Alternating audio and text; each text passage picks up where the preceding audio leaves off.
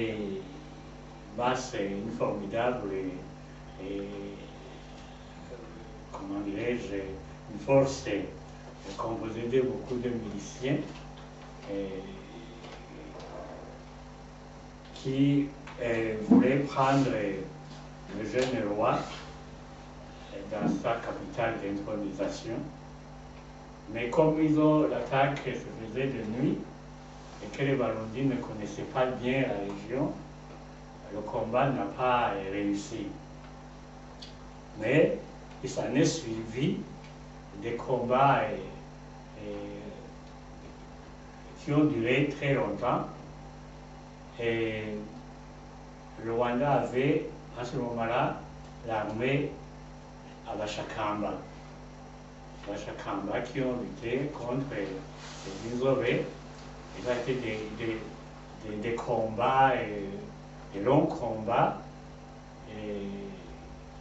qui ont engendré. Donc ces combats-là sont appelés dans notre histoire Ntare II, parce que vous avez vu que Ntare IV, au siècle passé, avait aussi Ntare I, qui ont été jusqu'à prendre le Kinyaga et tout ça, vous vous souvenez. Et maintenant, Ntare IV institue Ntare II, et il y aura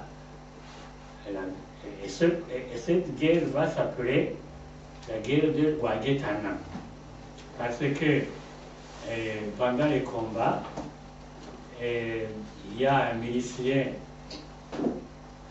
puisque le roi rwandais était à l'arrière loin, puisque lui, en tant que Yuri, ne pouvait pas conduire les armées. Et alors il était loin, derrière les lignes de combat. Chaque fois, il y avait des navettes pour lui faire rapport. Alors, quand il est arrivé en courant, après avoir fait son marathon jusqu'à la cour, on lui a demandé qu'est-ce qui se passe. Alors il a dit, c'est Guaguetano. Donc, ils sont en train de s'exterminer. C'est de là où est venu le nom de Wagetana. Le nom de Wagetana qui signifie donc un meurtre à l'échelle nationale des deux pays. Et c'est à ce moment-là aussi, curieusement, que notre général Mukuba, à la tête de ces milices du Huramotwe, a déserté, est allé du côté rwandais et porter la guerre contre